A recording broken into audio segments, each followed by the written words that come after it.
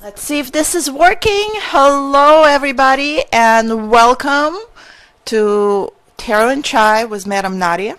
I am Madam Nadia from madamnadia.com, and you are currently at the Gloss Fox residence. So, welcome, you guys. Hi, Angie. Oh, my goodness. Hey, Cassandra. Here are my foxes coming together. Hi, Indy. Thank you so much for joining me. And I'm trying to figure out what to do. Hey, Betty. Aisha is here. Oh my God, you guys are awesome. Thank you for joining me. Thank you for joining me. Freighter David is in the house. I'm super excited. I am excited. Shelby is here and Carlos.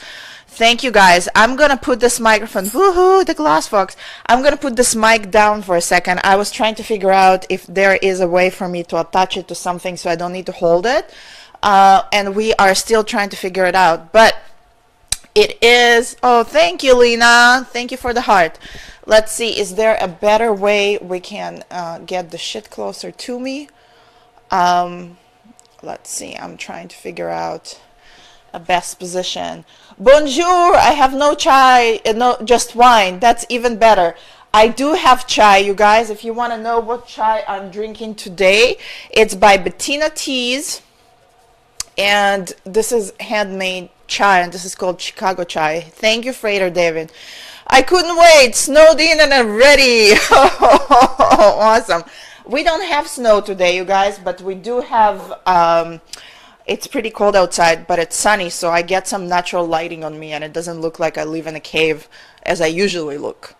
So what I'm going to do is that I'm going to put down my mic, and what I need you to do is to let me know if you can still hear me decently, okay? Because otherwise I might take it all out just in general, because I realize that holding a mic, holding tarot cards, and pouring chai is going to be pointless. Hey, Lena. Hey, Lean. Hey, everybody. Love you guys. Thank you for joining me. So you guys need to tell me, can we still hear Madam Nadia pretty well? Cherry juice and liquid melatonin. I have no chai. You got to do what you got to do, baby. That's all I can say. Hey, Christopher. Thank you for joining me, you guys. Thank you for joining me. Let me see. I can sit like this. Yes, you can hear me. Yes, beautiful, because then I don't need to take so much... Oh, maybe I can put my books over there and have the microphone in that way and then move it around. Let's see. Maybe this would be even better. What do you think? Claudia, thank you. We have Brazil. We have Greece. We have Australia. We have the Midwest. Woohoo! Okay, you guys, you in Australia, you sound a little far away. Yep, I figured that might happen. I just am wondering. Let's see. Let's experiment, you guys. Let's experiment. Is this better? If I go like this. Hello? Clearer now. Let's see. Hey, Claudia. I still think that I should be able to do it like this. I don't know. We will see. I can try to get you guys closer to me like that, but then my fabulous background is gonna go to shit. So I don't know. Let's see. You might hear me from this might be a little weird because it's behind me. But I'm gonna pour myself some chai. As you can see, I am prepared. Hey, Maria, you're here. On top of the books is better, or is this better like now? Because it's right behind me. I don't know. Let's see. On top of the books, I might load up some more books. Let me pour some chai. I think I'm going to think better. Hold on a second.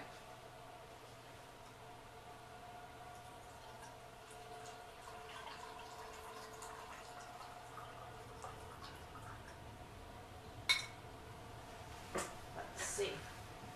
Ideas, ideas, ideas. Ideas. We're thinking about taping it to the chair, but now I'm thinking maybe we should have. Okay. Let's see, is this going to be better? No, it's not going to be better there. Okay, loud and clear for us here in Australia. Okay, beautiful. So you guys, welcome. We are on 22 people. Please be nice and share it with everybody else and let them know that we are talking tarot today. And I kind of had an idea that I would really, really love to get all of your... thank you, Claudia. She says tarot and chai are her favorite things in the world, right? I would love to get some emails from you guys if you want me to continue doing it and want to get notified if we're going to be doing some extra teachings or if there's going to be some other stuff coming up. Excuse me. So I'm trying to figure out what would be the best way to do it, and I have no idea. Of course, I thought about it like 3 hours before the workshop while trying to drive my child to my ex. So, see? The copper cups are kind of diva-ish. I like them. I like them a lot. Let's see. And of course, my makeup is, like, my eye decided to drip at the moment. It's just epic. Oh, and you know what? This indie totally matches my wand, my diamond wand / pen from Shelby that I got. So, hey, Irma. Irma is in Chicago. Cool. I am your neighbor. I hope you know that. Okay, you guys. So, let's see. Did I not bring, like, the most important deck to here? This is just a classic Nadia. Let's see. I'm gonna go and grab something really quickly.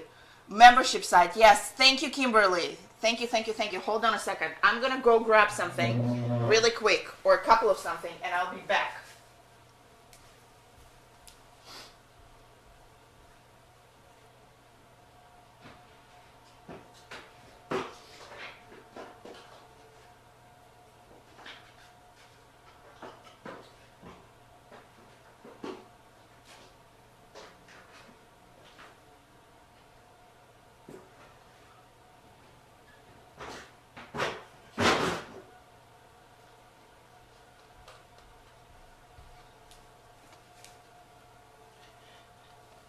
I'm going to be the most popular person and the worst time ever.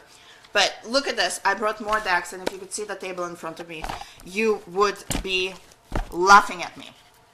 Anyways, so we are going to be, in the next several weeks as we meet, be talking about the Rider-Waite Tarot deck. But I think it's important for you guys to understand that Rider-Waite is just one deck and one system out of many, many, many other systems and other decks available. And before we dive into actual divination, I want you to be able to understand what we are working with and why is it different, and also what is the tarot. Because people are calling, you know, they read cards, they call tarot everything. People publish decks, call it tarot. But is it really a tarot deck? So I want us to be able to define that.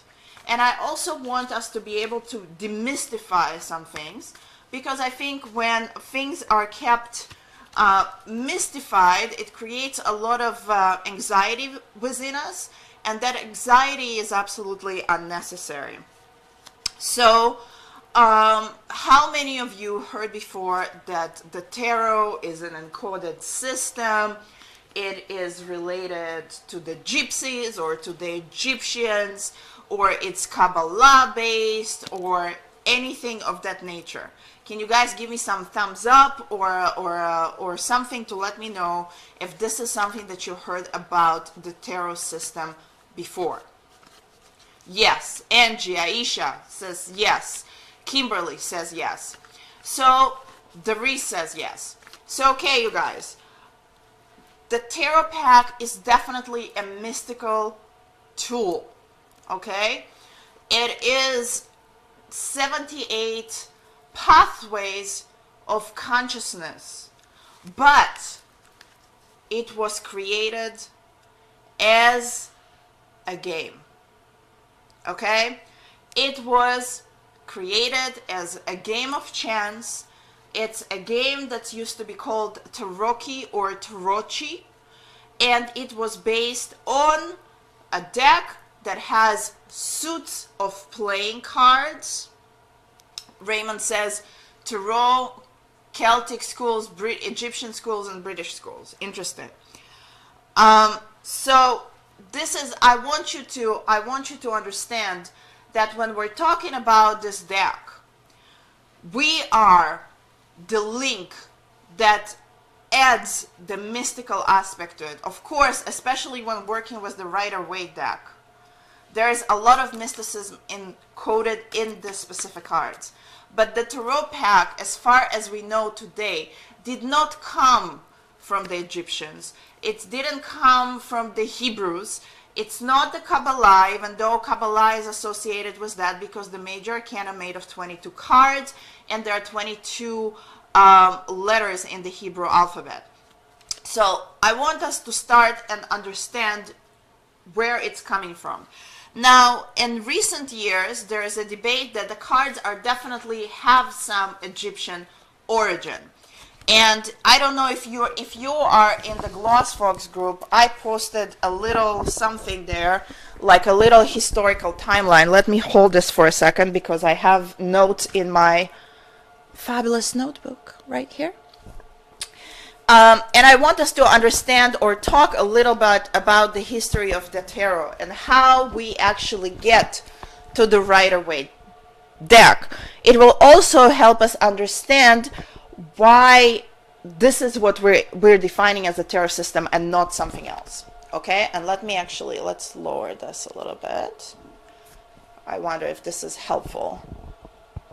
It looks like I have shadows in here which do not exist. That pisses me off, but hey, we will survive.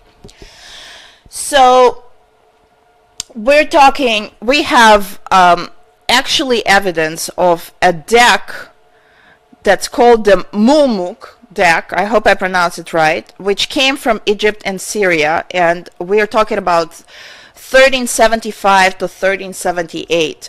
There are evidence in Europe of this deck, and visually then this deck is starting, if we look at it, and it has what our evidence, what we can see is more ornate, sort of Arabic ornate playing cards more than anything deck. And then the next deck that we have in history comes from Italy, and this is the Visconti Sforza deck, 1422, and it's a deck that was commissioned by royalty, and we have remakes of this deck today. It was give me a second, I'm gonna put it down. It was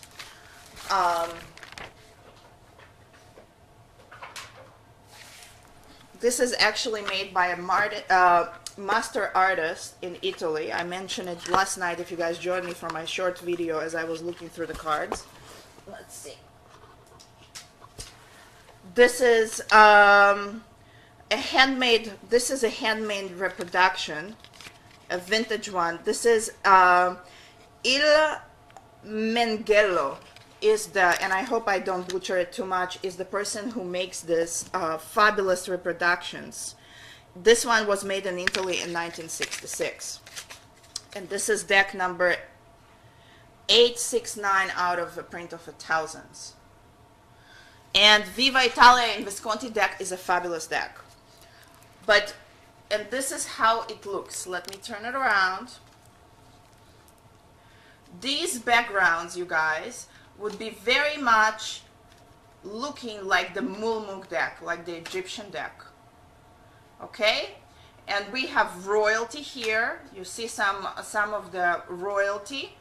These are the court cards. These are the suits that are just like playing cards. And then these are the trumps. Many people deck playing cards. Right. You can read with anything, right? My mom reads playing cards. And this is, and they are gorgeous. They are beautiful. But if I obviously don't have the Mulmul deck in front of me, but if you could see the comparison, you would see that the backgrounds and some of the aesthetics is definitely similar. Now with this deck, and you have a couple of decks coming from Italy that look like that, I think that when they found the deck, it was missing a few cards like the Devil, so it was created later. But if you can see, if you look into these cards, you're gonna say, well, they don't really look like the Rider-Waite. But what they do contain is the same system, meaning they have the same amount of cards. They have 78 cards, and this is very crucial, you guys. I want you to, I have Celtic. Is there a big difference? You have what, Celtic deck? Or is this what we're talking about? Because today we're defining the cards, but we're mainly going to be working with the Rider-Waite. Okay, you guys? So, and give me a second. Let me talk about this part, and then if you guys have any questions, then just pop in the questions and I'll try to respond, okay? So, what we're having here, the similarity is that we have exactly the same amount of cards. We have 78 cards. We have 22 major arcana and 56 minor arcana. And the minor arcana is equivalent to playing cards. However, you see this deck? It just has, you know, imagine this being hearts, right? It has 3 cards. As opposed to this deck in the minor arcana having images in it. So, and when this deck was created, it was created for royalty, and it was hand-painted by a master artist, probably to represent for games of chance, as well as, hey Teresa, I'm very happy to see you here, girl. It was created for games of chance, but it was painted, and there is a good chance that the actual characters here represent some of the royalty involved, as well as some Christian ideas, and we'll see some of the decks include extra cards like virtues and things of that nature. So moving down the history lane, and let's put this deck over here. Then we start seeing around the 1600s, we start seeing the Marseille decks appear. And Marseille, for those who do not know, is a French city. And I have many different Marseille versions, and I'm gonna show you just a couple at the moment. I'm trying to see what we have here. What do I have in front of me? This is a facsimile deck, meaning it's a copy of a deck. This one is Jacques Viville, master maker from 1643. This is a reproduction of this deck.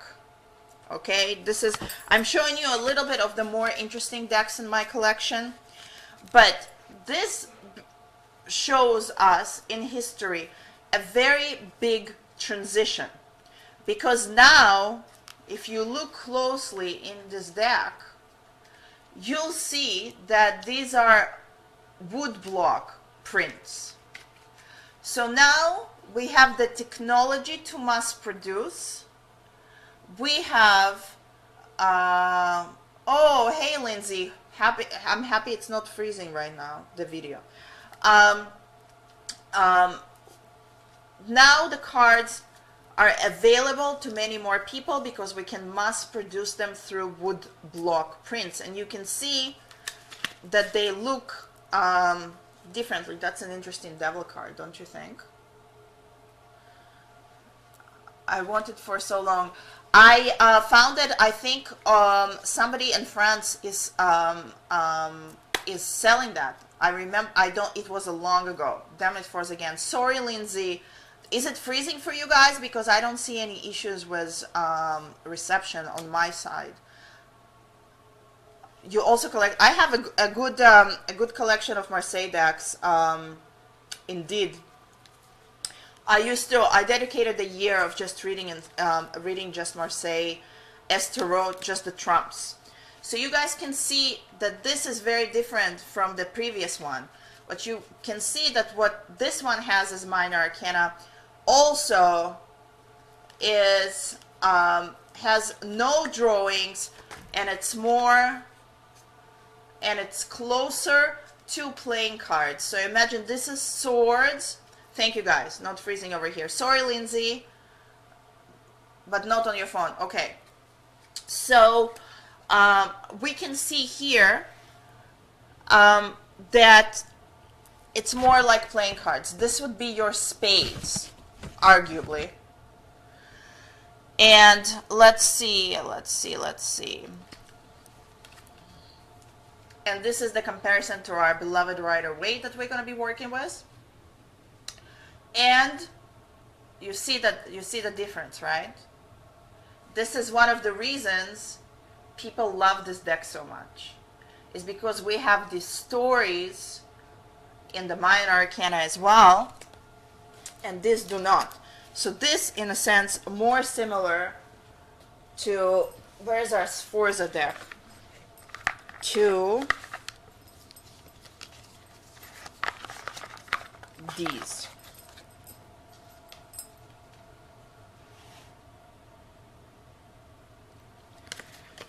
Now, moving on. And again, you guys, this is made for game of chance. This is not made for divination. Whether it was used then for divination, quite possible. You know us witches. I'm sorry, Lindsay. There is a good chance it's gonna show better on your phone. And this is the Khodorovsky version of, you see, this is my practice deck of Marseille. Let me get, Khodorovsky is a fascinating character. I'm sure a lot of you know about him. This is a very, very interesting book, especially if you're interested in Marseille. So today you don't have to, first time I ever saw, see you guys, something new. Some people read cards through the spirit. Absolutely, Marisol. But then we can read a lot of things through the spirit, and I believe that it's very, very powerful. But I also think that a good fortune teller or a good diviner will do their homework and study their tools. So this is my little box that I made for my practice baby Marseille deck, which is awesome. No problem, Shelby. Which is awesome for when you travel. I brought it to the Hoodoo Heritage Festival before. So let me try to put my mic higher. Okay? Now, you guys, I was like, I should probably tell you who I am and why I'm doing it and stuff like that. And you tell me if you want me to do like an introduction about myself. And it's doable. So now we get to a very interesting deck and a very interesting person in history that made that connection with Egypt very, very strongly. You guys say yes. Yes for me to make an introduction. Yes? Okay. So we're going to take a break in a very appropriate deck. And I'm going to give you an introduction about myself. And I'm sorry that I'm doing this all the time. My eyes seem to decide to water at the worst possible time. But hey. Hey, yes, please, introduction. Okay, you guys, as you know, my name is Nadia. Nadia is my true name. I go by Madam Nadia, and I have been going by Madam Nadia for many, many years, and this is how I am known in the conjure community, in the hoodoo community, in the magical community. I am a professional diviner. I am a professional sorceress. I am also a filmmaker, a content creator. I'm the co-host of Fit and Foxy, a weekly podcast about how to keep your body and soul foxy and awesome with my life partner, Nadia. And I also have a daily draw show with Madame Nadia here on this channel, where we draw one card from a Kabbalistic deck and sort of discuss it and talk about it. I've been reading cards for over 20 years. I'm a hereditary reader. My mom reads playing cards, and this was my first introduction to cards.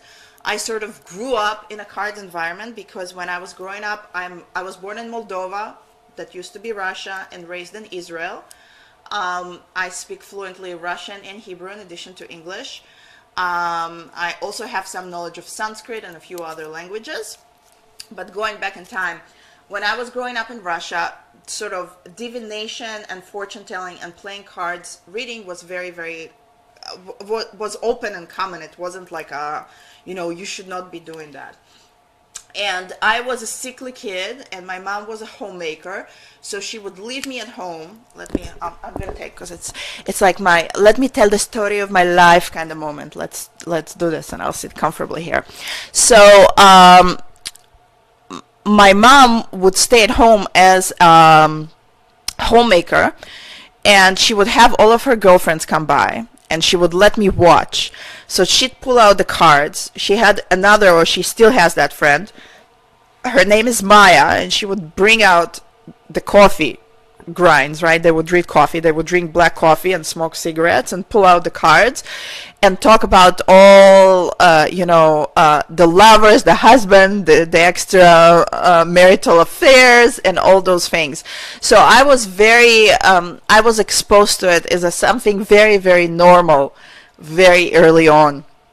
And then growing up, I had a very intense attraction to mysticism, to divination, and it became one of my lifelong obsessions.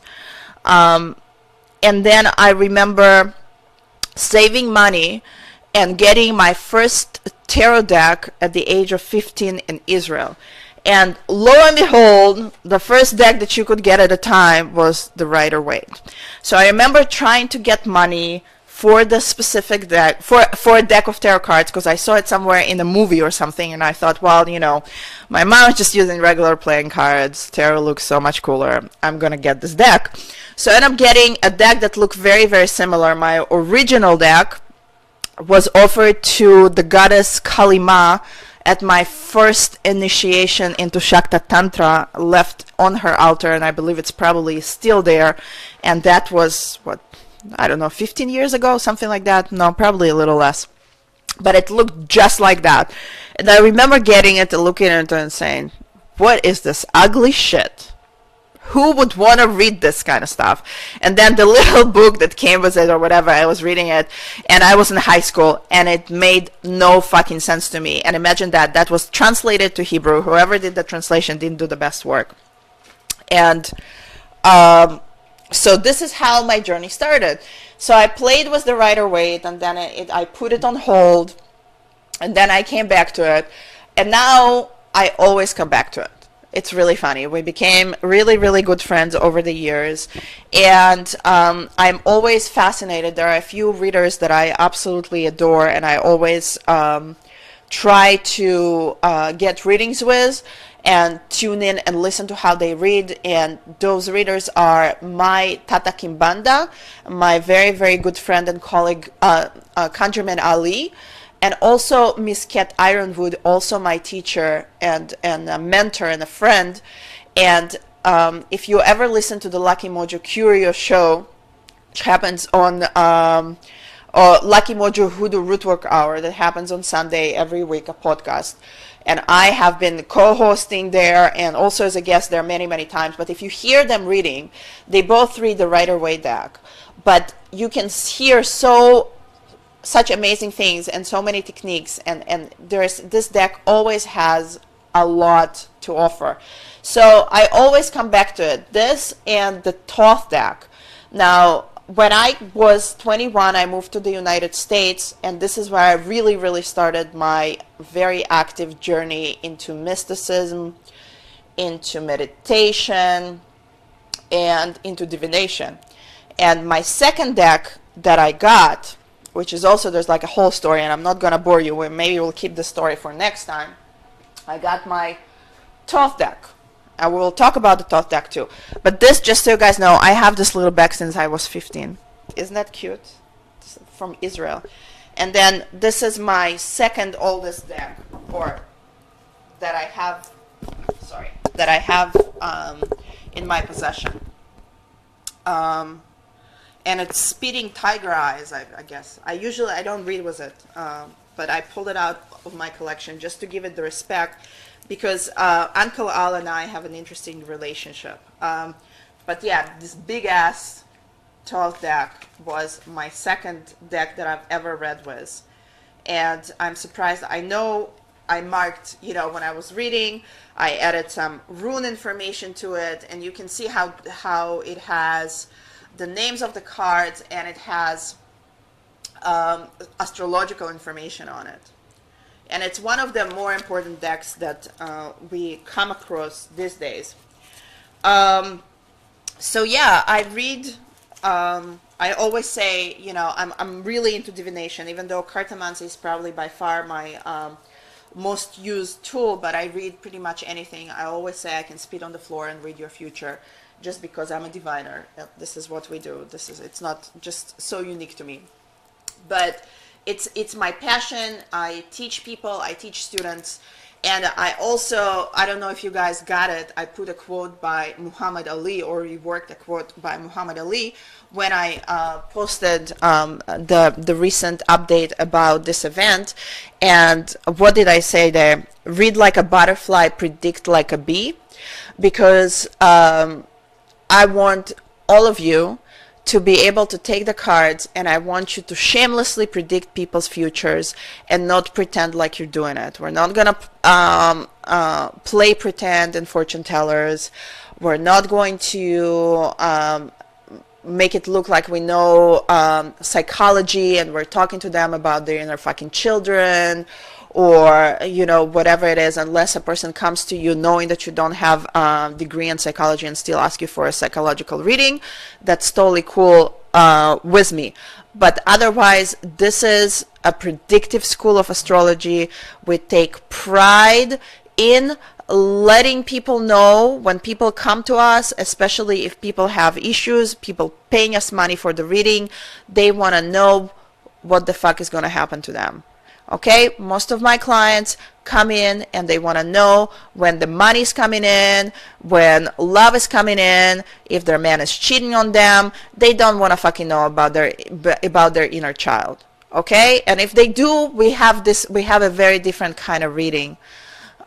That's right, dance like a butterfly and sting like a bee. So I want you all to be beautiful butterflies that can fucking sting in your readings, okay? I don't want you to play around. I want you to feel confident about it. And this is one of the reasons we're talking about what is tarot, right? And what it isn't. So you don't show up and the client tells you, I want a tarot reading, and you're pulling up some deck and they're looking at you and being like, you're a dumbass. That is not happening with my friends over here. Some people take negative off reads. Some people, I'm not sure what you're saying, Marisol. Are some people become negative after readings, or some people take negativity off of people who they are reading? That is an interesting conversation in itself, because we come from different backgrounds. I'm a sorcerer, so when you tell them they are going to have accident.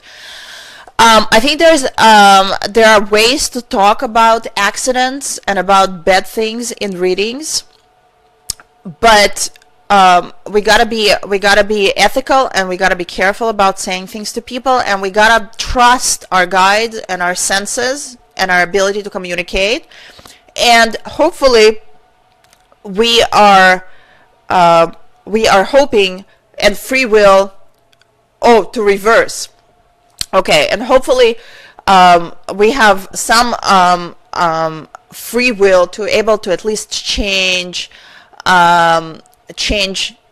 events, right? Or at least to let people know something is about to happen. Get ready for it. And yes, taking reversing stuff or removing stuff, it depends on your spiritual practice. So if you're just reading fortunes, you guys, then you might not be able to remove stuff, or there's going to be different techniques. For instance, I'm a student of the Sibylla cards, and part of the way you read Sibylla, what actually you would put on the cards would remove some negativity or some bad energy. Some people do, like if you're an espiritista, or if your reading is, let's say you're reading and you're a child of an Orisha, if you're in Santeria, if you're in Palo, your reading, you might either suggest people how to do ebos, or you might do a cleansing. I'm sorry, Lindsay. Your Mercury is still heavily in retrograde, I think. I'm sorry, my friends. So, yeah. This is a little bit about that, and we can have a discussion. I think that this is sometimes the more important discussions that talking about definitions of cards and so forth, is that we're talking about the ethics of reading and different approaches and how different people do it. And this is why I encourage you, absolutely try to get readings.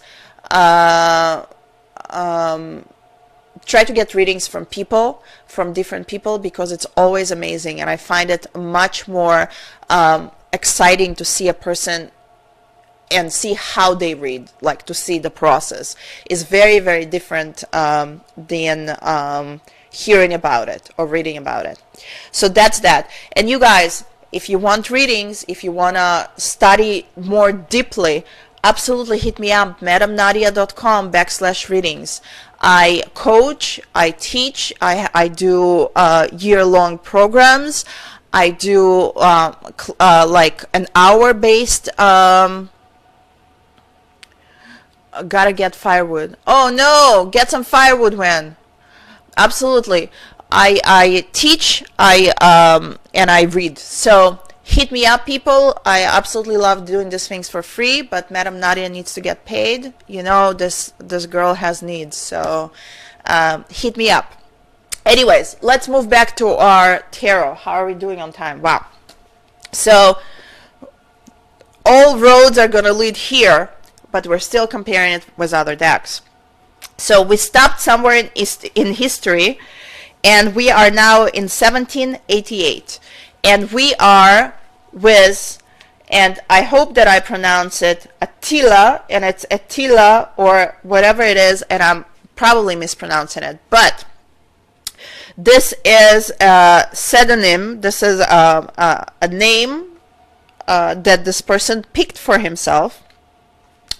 And this is the first deck that we see that's coming out, and in a way mass produced, and still we can find it today, that is specifically for divination. And with this deck of cards, we also have some information and a book that this specific mystic and person wrote. And let me show you something. You will see that this deck is very, very different. This person also has his own playing cards deck that was made specifically for divination. And it is rumored that Mademoiselle Lenormand worked with a combination of his playing cards as well as a few other things, or had her own deck where she wrote all kinds of information on top of the deck. But of course, Lenormand cards were made much later down the line and used her name to promote the system. And the system is a fabulous system, just so we know. But you can see that this is a very different looking deck. There is a lot of astrology here. And we have some stuff that looks like major arcana. We have stuff that looks like minor arcana. Oops. There is a very clear sense of upright in reversed.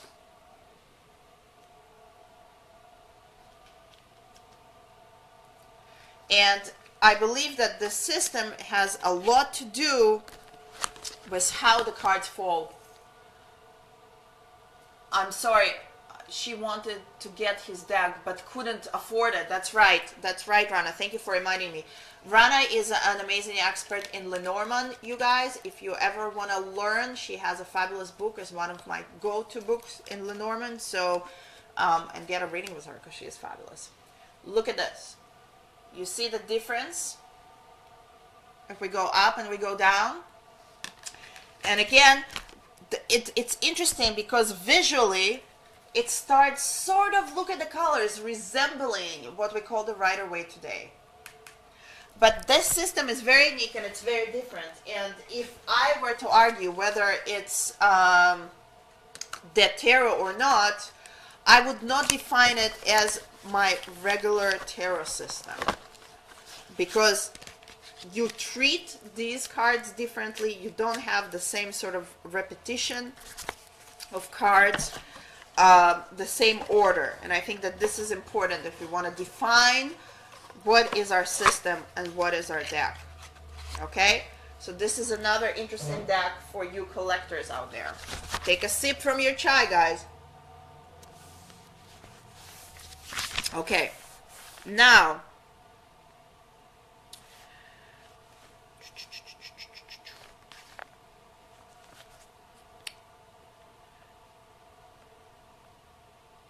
I think in the early 1900s is when we actually get beer here. I love it. Much love. You are right, sister. Yay. We get to this. Now, Rider-Waite-Smith is the name of this deck. Mr. Waite was a big figure in the Golden Dawn school of mystery. This is a hermetic school with, let's say, Christian interpretation of Kabbalah. And he worked with Pixie Smith, right, to create this deck. So now, as we went from decks that were completely created for playing games, and I have a few other to show you, to a deck that is made just for divination. And now we have a very heavily ornate, thought through deck that was made for divination. And this is the Rider-Waite deck. And this is, again, coming from the Golden Dawn school of thought. Every item, everything has cosmology, has meaning. It's not just here. And this is why it's fascinating for me to listen to my colleagues read that, because I always pick up a new thing. I always learn something new. And Waite wrote the pictorial key to the Tarot, Pamela, Gamut card by Solabusca, the only classic which illustrates the minors. And you know what, Claudia, we need to do, I need the Solabusca, actually. This is, I don't have it in my collection. I need that deck. It's really interesting. And thank you for mentioning this. I love it. So in this deck, you're going to find some or a lot of strands of different esoteric ideas. or Thoth. You're going to find alchemy, Freemasonry, Rosicrucian mysteries, esoteric Christianity, astrology, Kabbalah, and much, much more. So this is one of the reasons that this deck became the staple of many tarot readers. For a very long time it was available, it was mass produced, and it is still mass produced. It's copied in many formats where it can be redrawn just to make it look more modern or in different colors, or it can be done with a little ideology, a little evolution. And I'll show you in a little bit decks that are sort of coming from or based on the Rider-Waite deck, and then look very, very different. So in the Golden Dawn, in the School of Golden Dawn was, of course, Aleister Crowley.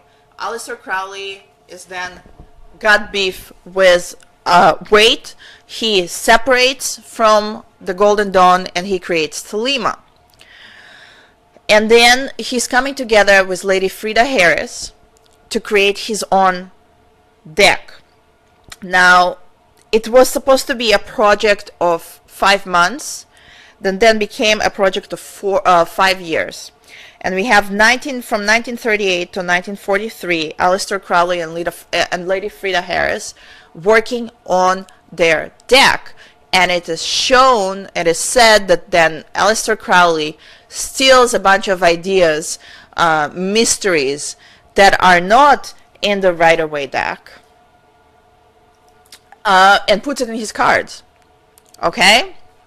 So obviously Waite wasn't pleased about that. The interesting thing is that the deck actually becomes published in 1969 after Crowley is already dead. And the first reproduction is low quality, it's like facsimile almost of the pictures of the cards, and then after that they get a hold of a better copy of the cards and start producing it. Now I am very lucky because I have in my possession a copy of that first version of the deck, so I'm going to show it to you guys. Let me get closer. Okay, here we go.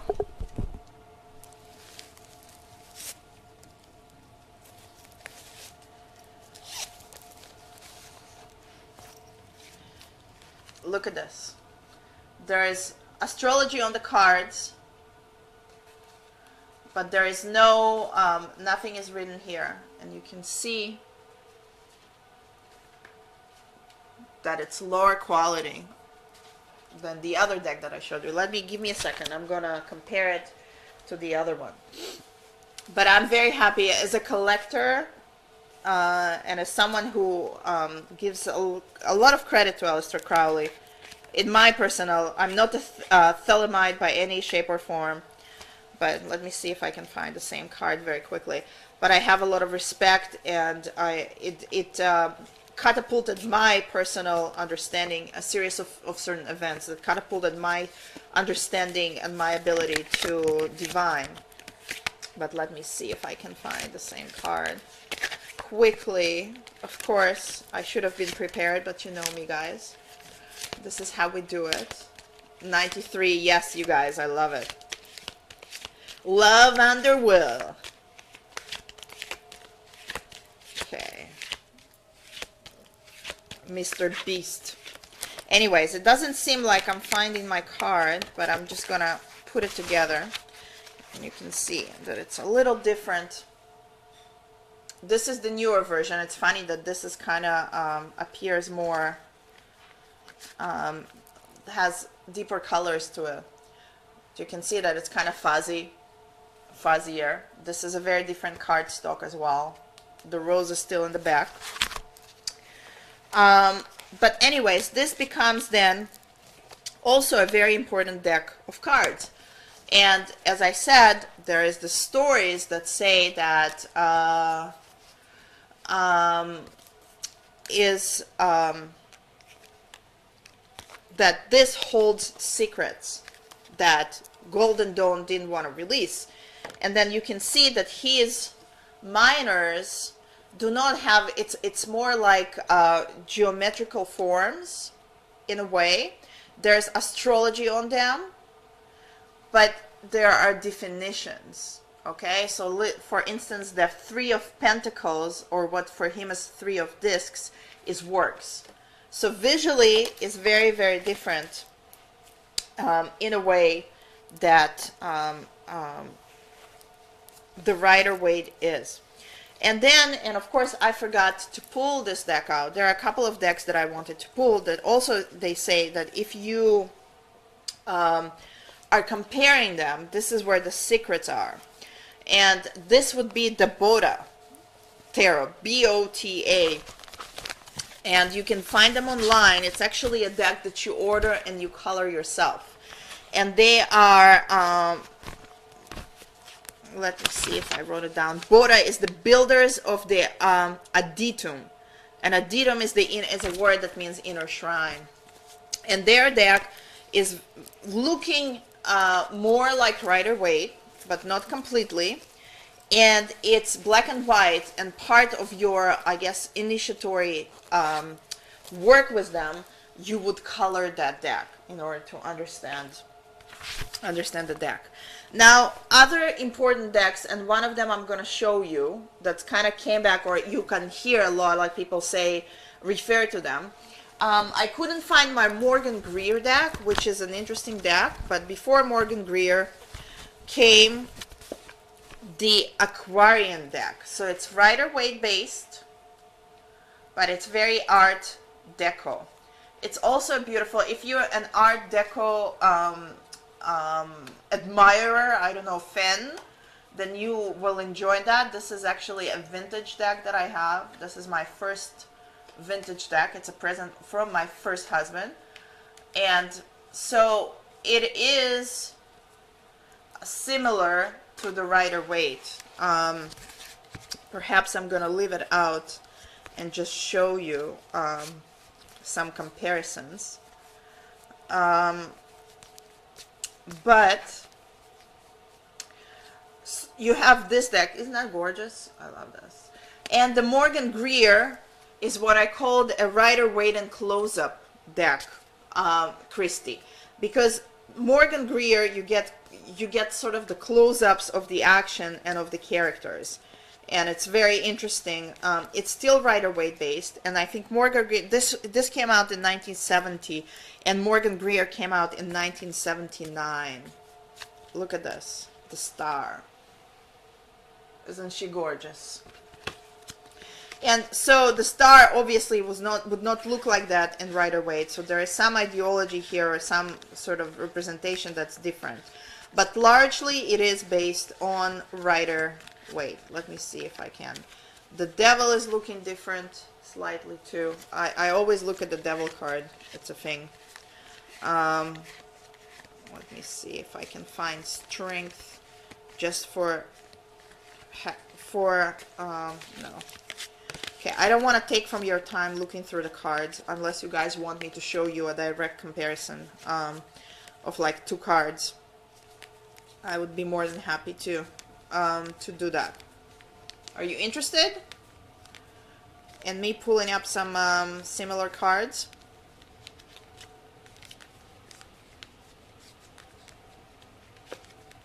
Okay, how are we guys doing? We've been here shooting the shit for about an hour. How are we doing? La la la la la. Everybody's still there? Yes. What is yes, Christy? You still alive, or you want to see a comparison? And I want some more chai.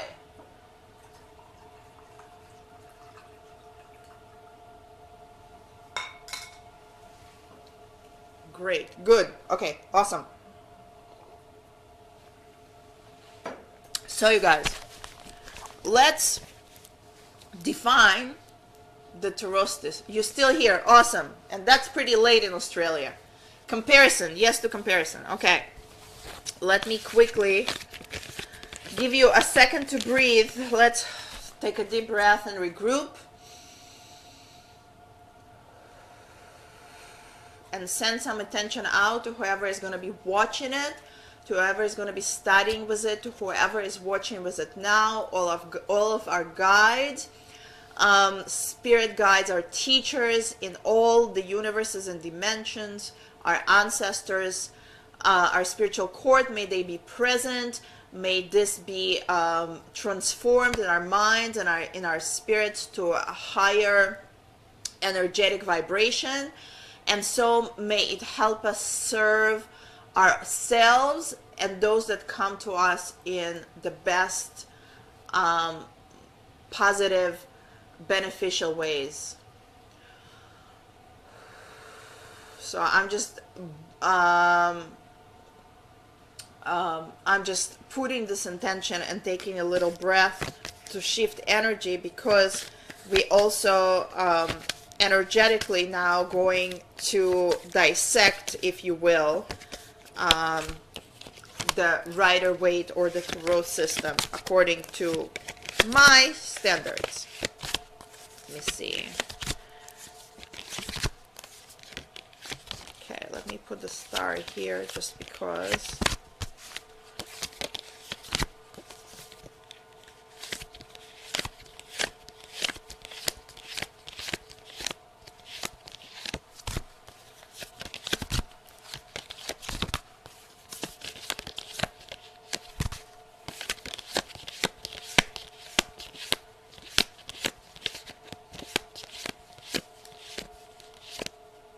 You can see that this deck took a little bit of the Christian symbols away and made it more artistic. So it's very interesting. Doing good, enjoying Tarot Talk and your tea. Good. Happy, happy, happy. Let's see. I hope we can see some similarities here. But now let's go to our Rider-Waite thing. And you guys, please do me a big favor and use that share button. Tell everybody that we are here sitting together, enjoying our tea, coffee, and whatnot, chai. And Madam Nadia is fabulous, and she's being very foxy and very generous with her information. So let's do that. I'll give you a second to do that as well. And I have a little comparison for you in my cards. So this is the Six of Cups. You can see how the similarity, the energy, the idea is here, but there are less details. Thank you, Raymond. There are less details because, oh, thank you, because all of that, the colors, the flowers, the head covers, the sky, ultimately all of that has a meaning, and a lot of the meaning is the meanings of the Golden Dawn. So we gotta be we gotta understand that there is a lot to learn. So a lot of decks will simplify it for art, for different clients, right? Today we are not, like most of us are not part of the Golden Dawn. I'm not part of the Golden Dawn. So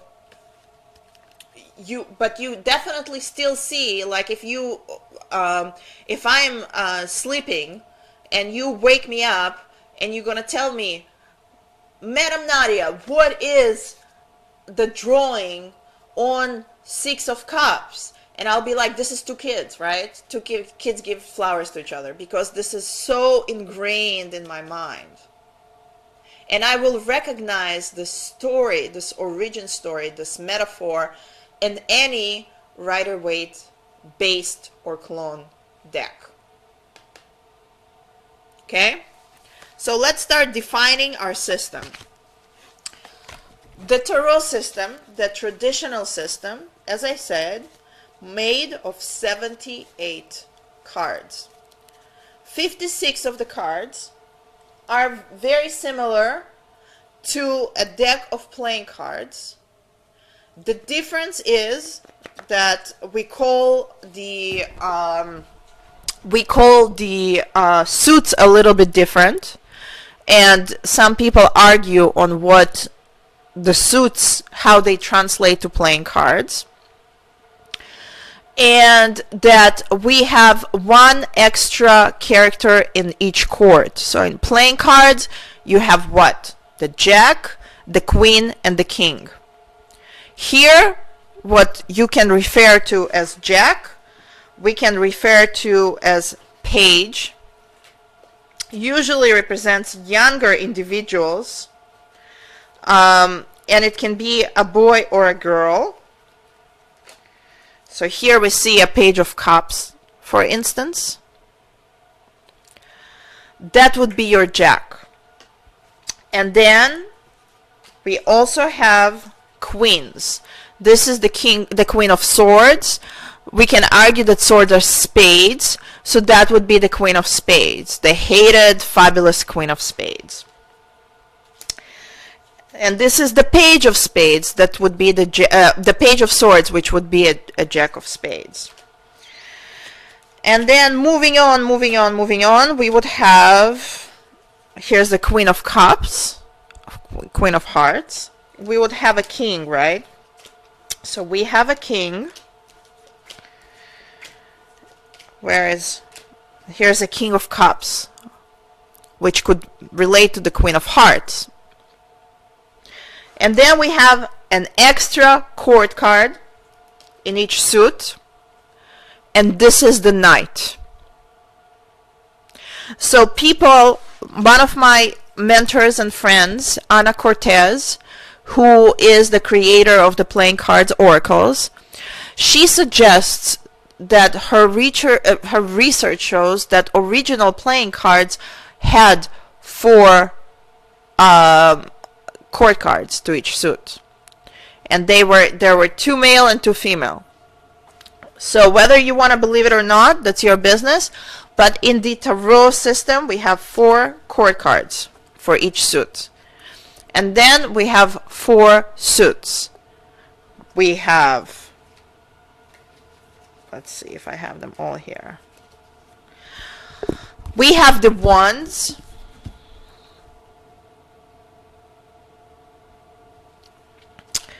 We have the Pentacles. Swords. Dun, diggy, dun, diggy, dun, dun, dun. Swords. And Cups. And the deeper we go, the more we can dissect and give meaning to it. I'm gonna say it very quickly because I wasn't planning to even say that, but it divides to feminine and 2 masculine suits. It also connects to astrology, so it's very deep. But the Cups and the Pentacles are the 2 feminine suits. Water and earth. These are our 2 masculine suits. Fire, air. Okay, you guys? So we already know that the tarot system has 56 minor arcana cards that are divided to 4 suits: swords, wands, pentacles, and cups. Sometimes called differently, like for instance, Crowley calls the pentacles discs. And that 2 of these are feminine and 2 of these are masculine, and each suit has 4 court cards, and the court cards are Page, Queen, King, and the Knight. Okay? Makes sense so far, right? Now, The beauty of the minor arcana is this, where the little details of day-to-day life live. And the beauty of the Rider-Waite deck is that it's so pictorial. The story is here. If you want to read the story is here in each and every card. And then if you want to be a true student of the tarot, you're going to start defining what are the colors, meaning how these colors come together, the characters, and so forth. It's an endless storytelling format. So we have 56 cards.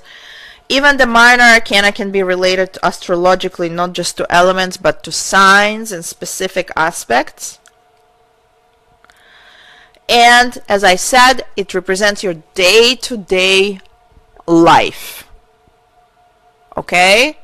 If you want to know what kind of day you're going to have tomorrow,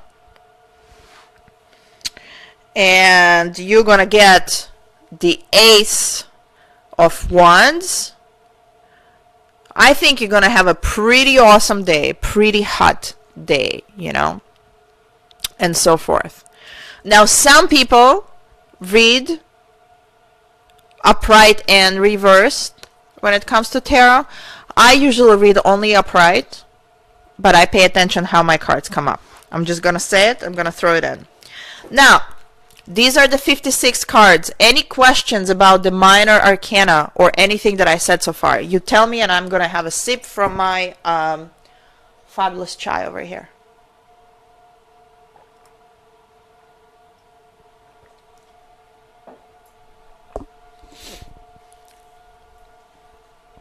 Okay. Any questions so far, you guys? Anything you want me to go back to? Anything you want to know? Anything that I didn't make clear so far? Or just to tell me, Madam Nadia, you're talking nonsense. I'll accept that as well. La la la la la. We're pretty quiet. Are you still there? Let me know. I always read upright. Yes, when it comes to tarot cards. Do you think reversal include that perspective? Wands are air, swords, no. Wands are fire, swords are air. Okay? Don't like reverse, I have a hard time. I believe, thank you guys, I believe that there is enough information encoded in the tarot, positive and negative, good and bad, with upright. When they are upright. I memorized and studied reversals, but it does not serve me. I know fabulous readers who do, like Emily Moore, for instance. She reads reversals, and it's a very, so this is, it's part, and it's totally your thing. You can do. I have enough information in my cards in order to see the picture as it is, was just upright, but I do pay attention to how my cards show up in the spread. So if my client pulls a reverse card or I pull a reverse card, it means something to me. When I read cards, I don't just look at the meanings. I look at the directions, the characters, and how they connect and unite. Again, if you want to learn more about this kind of techniques, Hodorowski is brilliant. So if I have a card that's reversed, I'm paying attention, I'm looking, trying to figure out why did it show up reverse and how does that influence the story. Your layout, the cards in front of you are a story, and there's a reason for that. When we start doing divination, the way a card shows up has a reason to it. In that time frame of divination, of card pulling, everything has a reason. This is at least how I agree. My agreement was the universe. My agreement was my systems. So if my Ace of Swords shows up reversed, that would have a meaning to me. But that meaning would not be just because it's reversed and I memorized the reverse meaning. That meaning, that would be derived by the cards next to it. And I very seldomly read a single card. I usually pull at least 3 cards. Not that you have to. With tarot is not Lenormand. You can read just 1 card. Now let me get back to the suits, right? You guys wanted to know the suits. So we have the swords represent air, the wands represent fire, the cups represent water, and pentacles or discs, which is the most physical, we see money, right, coins, is your earth. And I did say the hated Queen of Spades because it appears, if you read playing cards, Queen of Spades represent something that is a very bad omen, usually. And there are even literature written about the Queen of Spades as being, you know, the bitch of the deck or very, very bad omen. Usually if you read playing cards, the spades are a suit of trouble, and it's either that or people that represent legal organizations like a lawyer. Usually nobody wants to see a lawyer in their lawyers or soldiers like the police. Nobody wants to see those in your spread unless you are a lawyer or a policeman. So, and that connotation moved to the tarot. If you are playing card diviner, and then you learn the tarot and you associate the spades with no problem, Betty. If you associate the spades with the swords, you have that sort of connotation that moves there. Even though the way I know the Queen of Spades, she might be a bitch, she might be a straightforward bitch, but she's not as bad as the King of Swords. I'm sorry, the Queen of Swords, not as bad as the King of Swords, because the King of Swords, she holds her sword straight, but the King of Swords holds his sword at an angle. Anyways, these are very spicy details, right? We're going in. So I hope that makes sense, right? We addressed the suits, we addressed the Queen of Spades and the elements and so forth. Okay. Moving on. Now, something that you usually see in movies or pay more attention to is the major arcana. This is 22 cards that a lot of times associated with a multitude of things. We definitely have astrological associations, some of them easier to find. This is the Sun card, so obviously if you were connecting into astrology, you would say this is the Sun, okay? So if you see somebody that shows up like this, you might say, oh, your boyfriend is a water sign because his sun is in with water, right? With a suit of water. The major arcana starts in a very fascinating place because it starts with 0. And it ends with the card that's called the World, and the number of that card is 21. So together they become 22 cards of the major arcana. As I mentioned in the beginning of this video, a lot of people like to associate it with Kabbalah, with the Tree of Life, and things of that nature, because there are 22 letters in the Hebrew alphabet, and the Hebrew alphabet is considered to be holy alphabet. So this is something that you, if you're interested in doing, go ahead, you can do that. I'm not going to be covering that. That is beyond my scope of expertise, even though I speak Hebrew and I know the letters and so forth. Now, the major arcana is very fascinating because arcana or arcane, it means secret. So we have the minor arcana or the minor secrets, and then we have the major arcana, which is the greater mysteries. How is that? What's important to understand about that? It's not just the mysteries and the mystical aspects of this card. It's also if it shows up in your spread along with minor arcana, these guys have more influence. They have more weight in your readings. So, you know, if you have the Magician, for instance, a lot of people come to me and they ask me, have I been cursed? Has somebody been doing any kind of work on me? And I look and I see. Have the High Priestess and the Magician. Probably. Okay, Claudia, thank you so much for joining me. We need to talk sometime. I love seeing your posts. Can you only do a reading with the major arcana? Absolutely, you can do, Sharon. And this is actually something that a lot of people do that read with the Marseille deck.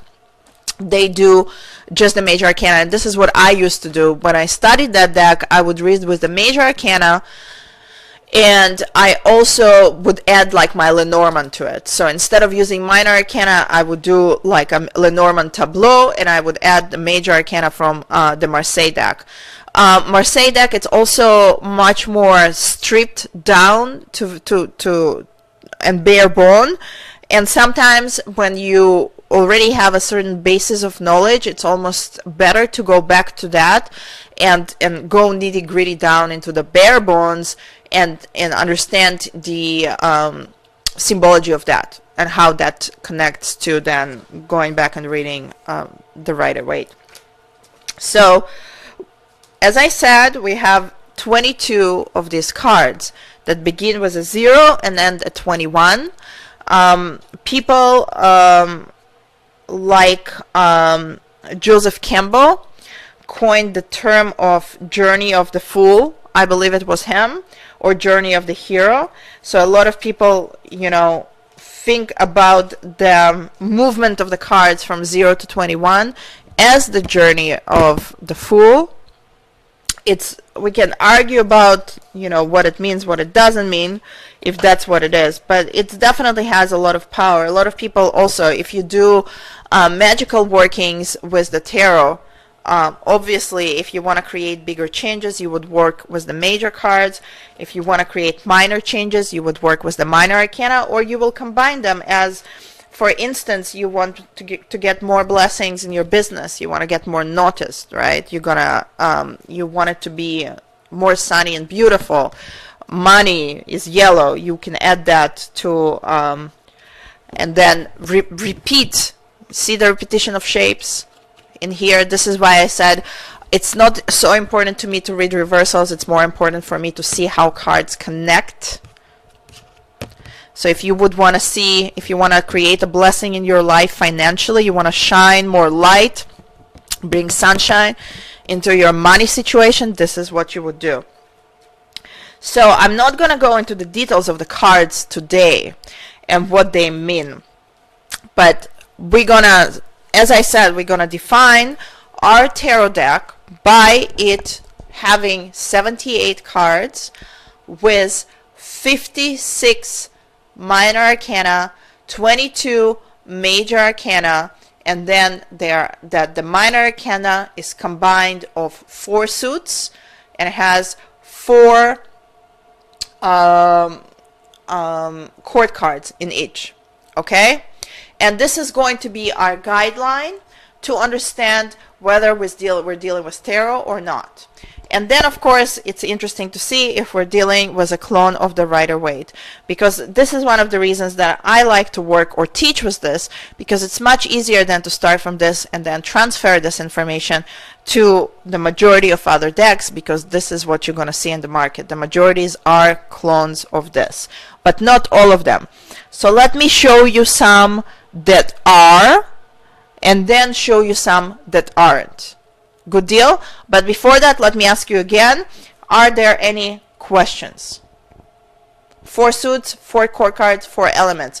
Minor arcana, very good, Sharon. You got some brownie points right there. Love it.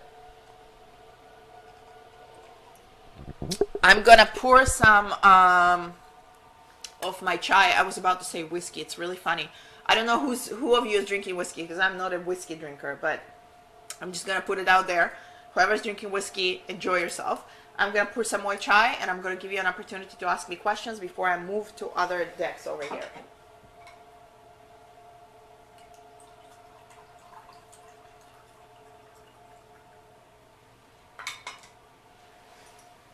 Okay, I got some hearts. I love it, I love it, I love it. I hope I'm making sense so far, you guys. And I also hope that even those of you guys who have been reading for a while and have experience, that you guys get something new out of this. And as I said before, madamnadia.com, hit me up, get some readings from me. Do you use base chord cards on people and situations, or only one? Do you use base chord cards on people or only one? I'm not sure. Or does it depend on the cards around it?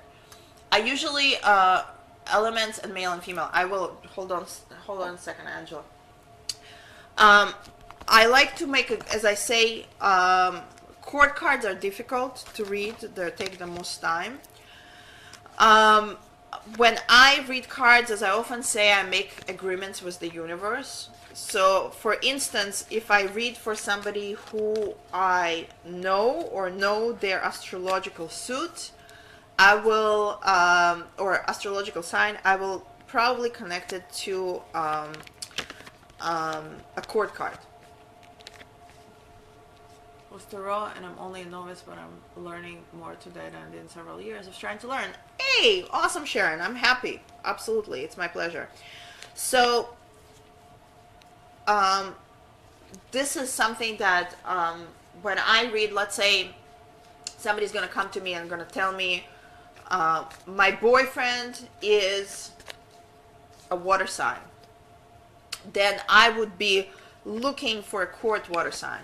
If they're going to tell me my boyfriend is a Cancer, like my boyfriend, I would be looking for the Chariot, because the Chariot represents Cancer.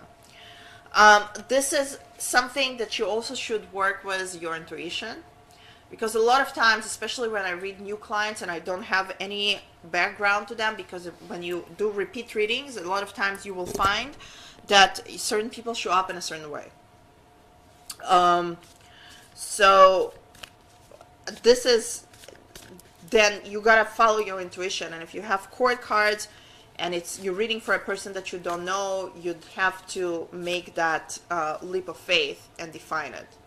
Or you can do meditation and talk to your spirit guides or talk to your deck, because these are spirits, you guys, right? If you do appropriate rituals, if you start treating them this way, they have energies. Then you ask them, I want to work with the chord cards. I want to understand them more. Can you start appearing in my readings as people, so I can understand that? And I will just look for that. If you really want to hone your skills, remove the major arcana. Work just with the minor arcana and see how it works for you. But I agree, the minors, and especially the chords, are the ones that take the longest time to deal with. What I like to do about them is that I like to make little stories about them, like how they stand, whether they're moving or not, where they're looking is important for me. And I learned a lot about them actually from the Thoth deck, because Crowley brought very interesting definitions. Sorry, my skirt is going up here. Crowley wrote really interesting definitions about them, and this is, I'm going to show you one of the books that I worked with the most many years ago, learning, and let's see, where's my chord cards, like he broke it down. So this is a chord card, and you can see how it's broken down. So it might be, Wendy said card. I'm sorry, Wendy, I think I missed what you said in the beginning. Okay, so masculine, feminine suit, and so forth. Pentacles, feminine suit, the element of earth. Hence, we know that the element of earth is feminine. Let's see. The swords, element of air, and masculine.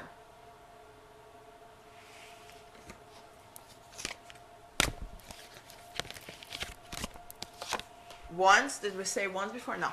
Wands, masculine, fire.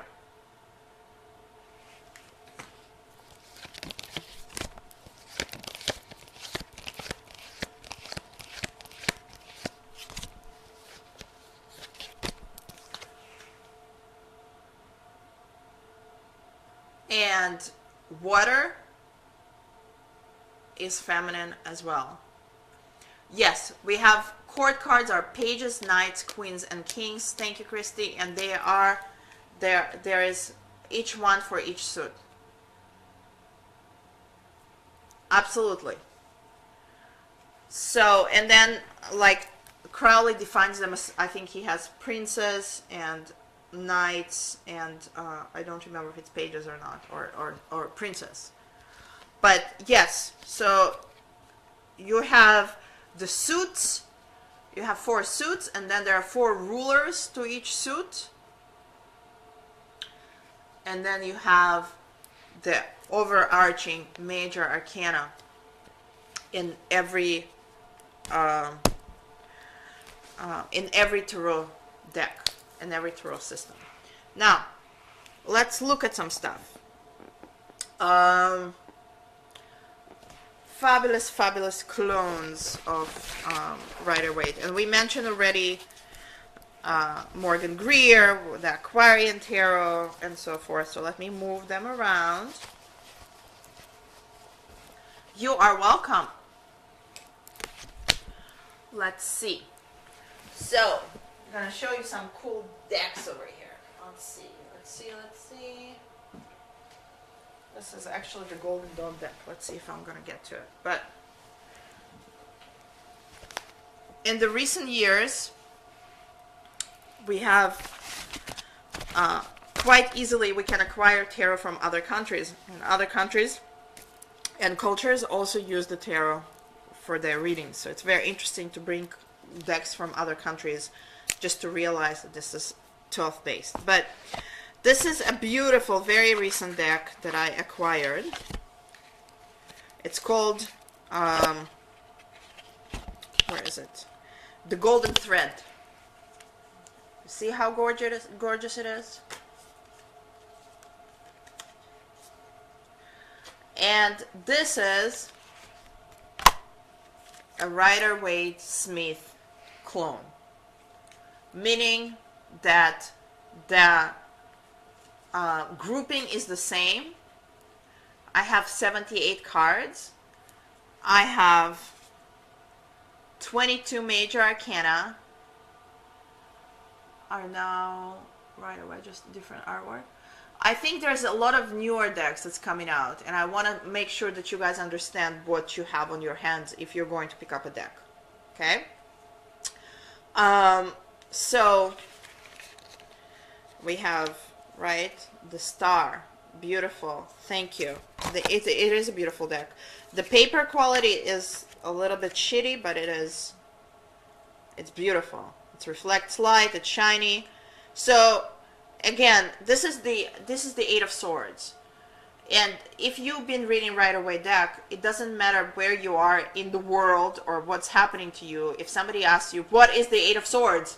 You'd be like, it's a chick stuck in between swords with her eyes closed. Right? So this is how we know that this is a Rider-Waite deck. The moon. They kept some of the symbols. This is a very modern deck. I really like their approach because it's almost simplified as a cartoon. There are some deco elements with the colors. The Fool, you know that every deck is going to start with the Fool. Usually when you get a new deck, it's going to start with the major arcana. Have King of Cups. You know that you're going to have your royalty, your court cards there. Pentacles, to do some money work on that, right? Let's see. What do I have? The Empress. Let's see if I can pull the Empress really quickly. So essentially, if you know the Rider-Waite system, you will be able to work with this deck. Absolutely no problem. This is strength. Also, it's important to remember that there are a couple of cards that were switched between Thoth and Rider-Waite. So card number 11 in Major Arcana and card number 8, which is Justice and Strength, were flipped. And then Crowley calls Strength Lust. And justice becomes adjustment. So if you know your cards, you will not be confused. And also the Hebrew letters, he assigned them slightly differently. Let's see. Today's one of those days that I just can't find the right card to show you. Look at this shit. Isn't that gorgeous? I love because I have natural light here, so I can actually show you how beautifully it reflects. Anyways, this is a very recent Rider-Waite clone. Okay, so if you know the Rider-Waite, you have absolutely no problem then transferring this information and reading this deck. And now you can really, you know, if you do events, for instance, this is beautiful for events. Now, this is a Russian deck. This is a clone of the Rider-Waite.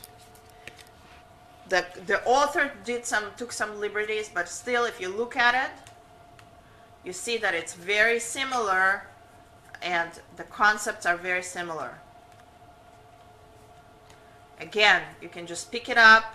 This is strength. You saw we just showed the strength card that was the lion in there. The same concept remains. Let's see if I can. Suddenly my strength is gone from here. Let's see. Where's my strength card? It's a bummer. Anyway. The lovers. The Cadessus is in Rider-Waite. Okay? What's the name of the Russian deck? Shit, I don't remember. I need to look it up. It's the name of the person who made the cards, so I don't remember. It's very common to find in Russia. It was a little bit of pain in the ass to find it from here. I watch Russian YouTube sometimes. The readers, Russian readers, which I'm fascinated by the way they read. I think, no, it's not the St. Petersburg deck. No. That is not this deck. This is actually Russian, like Russian. The writing is in Russian. This is not something you can buy in the States. You have to look for it. So St. Petersburg is a pretty awesome deck. And it's also, I think, Rider-Waite based. But it's not that. And this is a tie deck. This is really hard to find. So don't hate me for it. Again, I don't remember exactly the name. I need to look it up.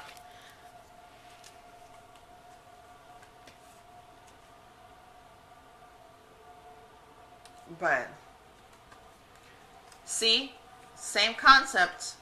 Look at this.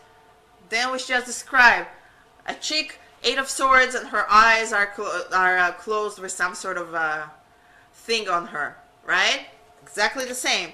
If you know your shit, you know your shit.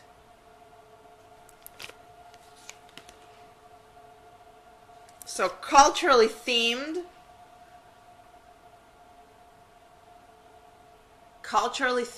Yet still Rider-Waite.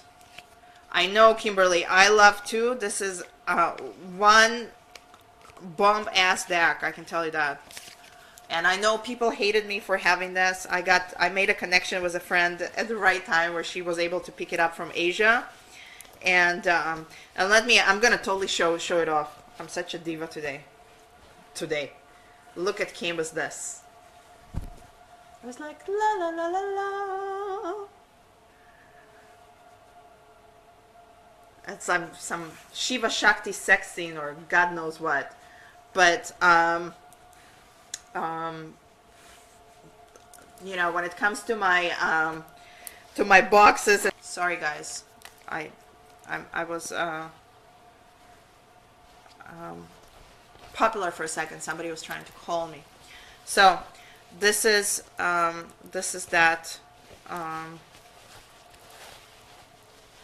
And let me just put it out there, you absolutely don't have to have your decks in any sort of specific boxes or cloth or anything like that. And if whoever is telling you that there has to be a silk cloth and a box, and like, tell them to go fuck themselves.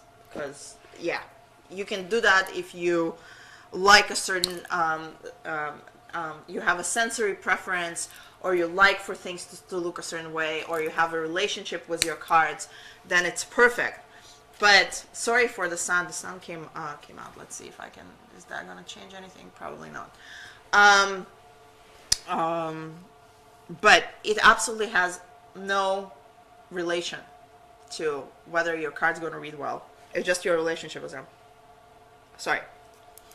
So now I'm going to go a little bit out of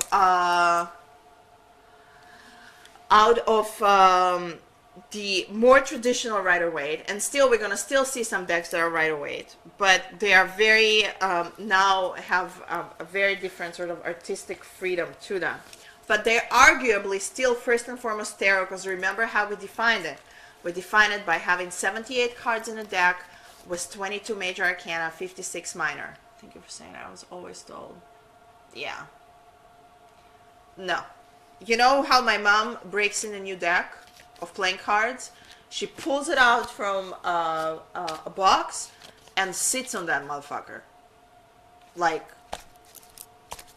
and she's an amazing reader. So, it's so funny because I started shuffling. This is the Wild Unknown Tarot. And it's very, very different looking, you guys, from a traditional deck. Oh, this is my, so there's animals here. Suddenly we have Son of Pentacles as opposed to the Page of Pentacles. Yeah, like she's hedging an egg. I don't know. She hedged me. I think she was done there, but sure.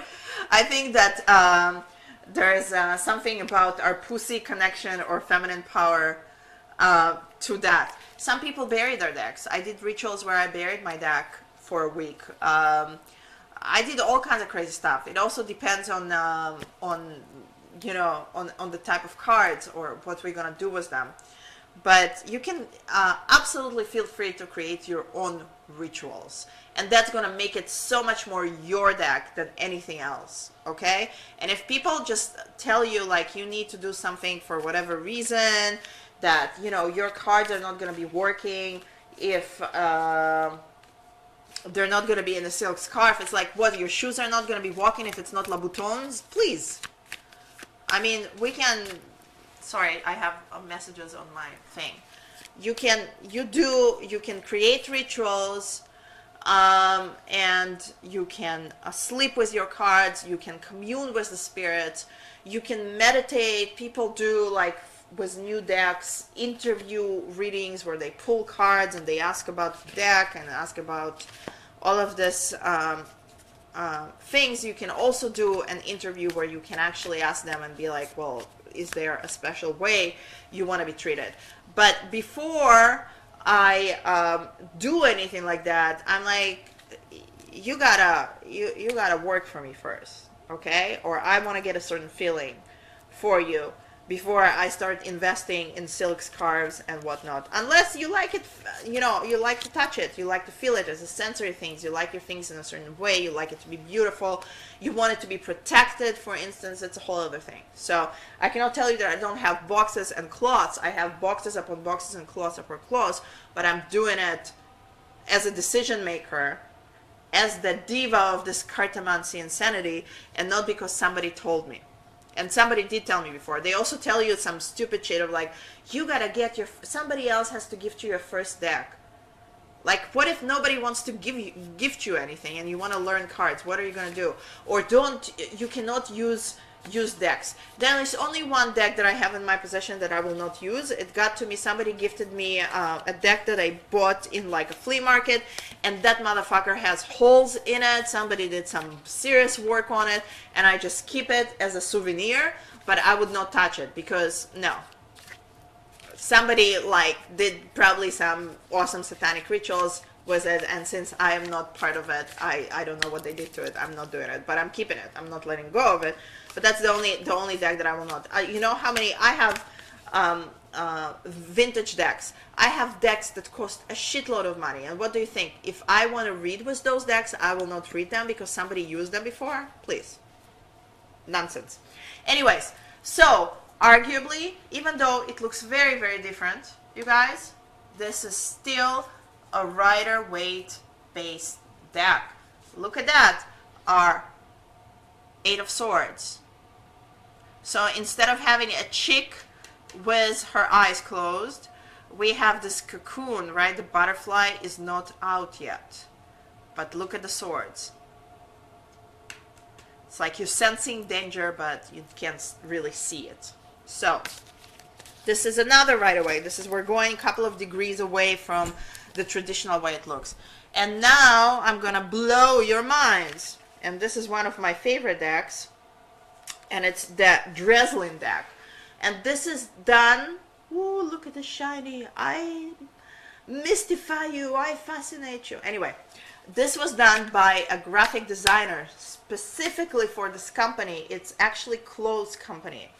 And the designer obviously set with definitions of the Rider-Waite deck and created a deck that's absolutely graphic. It's circles and lines. It's their representation. Look at this. The Fool. So it looks very different, but it's still Rider-Waite. And if you know your Rider-Waite, you know this. You can see it. But this, ladies and gents, if you want to test your ability to read, this is right here. Oh, and I have low battery, so we're going to be finishing up very soon. Because if you can read this, you simplified it to a point of bare bones and you still can read it, congrats, you're an amazing reader. Okay? But let me show you something. Why is it still the Rider-Waite? Oh, it's getting so hot here, you guys. Next time I should wear a bikini or something. No, I'm just kidding. I will not wear a bikini. But, and don't ask me. Let's see. Let's see. I want to show you something. It's imperative. Sorry, I'm getting goofy. It's getting hot and I've been talking for a while. Look at the shit.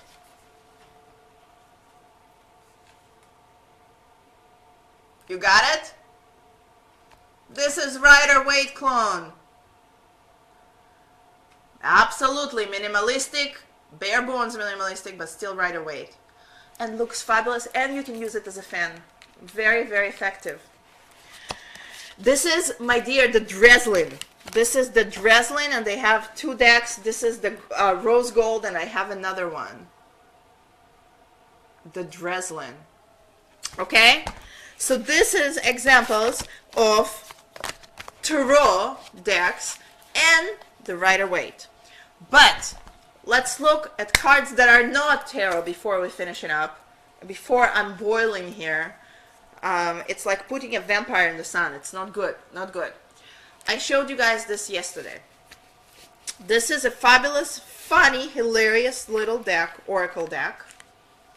And Chris, please take notes. You wanted to know about it. Right? It's called the Dirty Tarot. It was self-published. I bought it in NOLA, but it was, the artist is from San Francisco. The artist's name is Dori, D-O-R-I, Midnight. And at the time, Dori Landia was the website. Christie, as any tarot collector will tell you, the fact that it's out of print does not mean that you cannot get it. It's not just a matter of how much it's going to cost or how lucky you're going to get. So keep looking.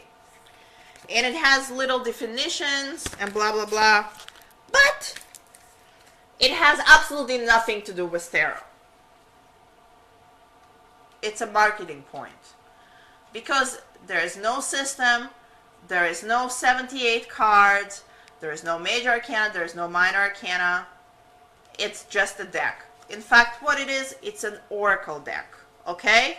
And you guys loving it, so I think we're going to include it one of those days in our daily draws, and we're just going to throw some cards around, and we're going to predict with this. Hair dye. Right? Carnival. Hold on, where is it? Pussy!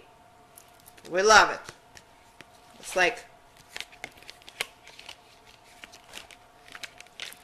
take your pussy on a road trip, but don't end up in grandma's handbag. Anyway, sorry, clearly I have a certain type of sense of humor, and it's been a while, so you guys get to see me expressing it. I hope we love each other enough for you to forgive me my sense of humor. Another deck that has nothing to do with tarot, and it's fabulous. It has kind of, you could think that it's kind of connected to tarot, but it's not really. It's the Tarot Africano, or Tarot of the Orishas, which is good. I want it to be funny. So you have a deck that some of the elements are familiar, like 9 of Earth. So we can say this is 9 of Pentacles, right? But then you have the Orishas here. Oshun is here. Yemaya is here. You have Mars, you have fire,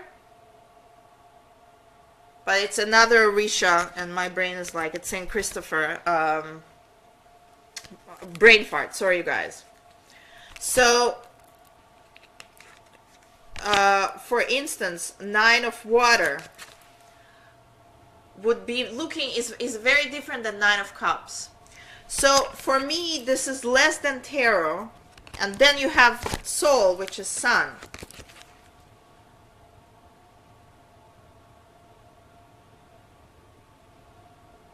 So you can, it has tarot elements, but it's definitely not a regular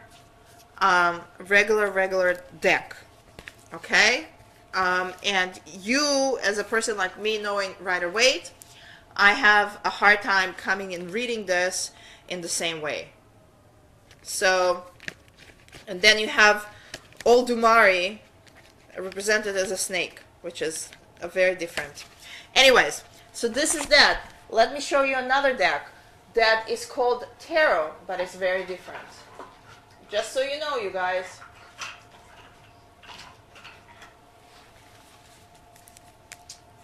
This is a beautiful deck.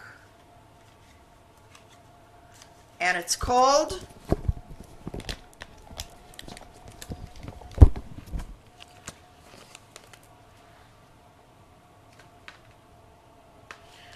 But help me God, if I can just come down and read it as a tarot.